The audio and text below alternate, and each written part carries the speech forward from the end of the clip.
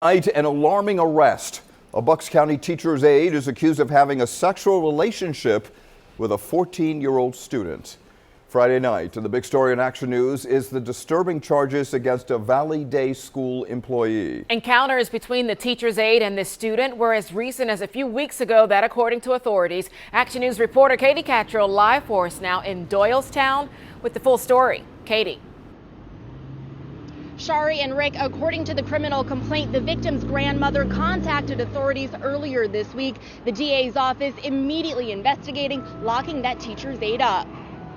This is something that is a clear violation of trust and is especially criminal. 38-year-old Jennilynne Derolf is charged with sexual assault of a 14-year-old boy who is a student at the school she worked at, according to the Bucks County District Attorney Matt Weintraub. He says Derolf was a teacher's aide in the victim's class at Valley Day School in Falls Township. It's a shame because it sets back that inherent trust that we tell our kids to have in their teachers. The DA's office says the victim told detectives the relationship with his teacher's aide began with discreet messages on a cell phone app. They began to meet up and the meetings became romantic, the victim told investigators.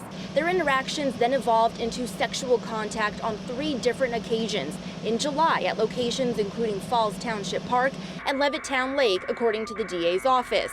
The Valley Day School serves students who require special attention and are classified as emotionally disturbed and or neurologically impaired. Kids with autism also attend this school.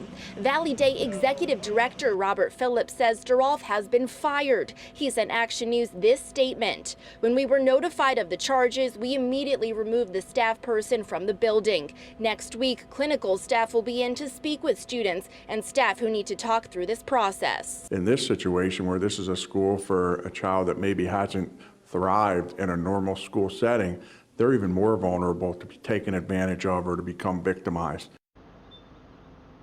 Derolf is currently being held on 10% of $900,000 bail over at the Bucks County Correctional Facility. The DA's office says she could face decades in prison.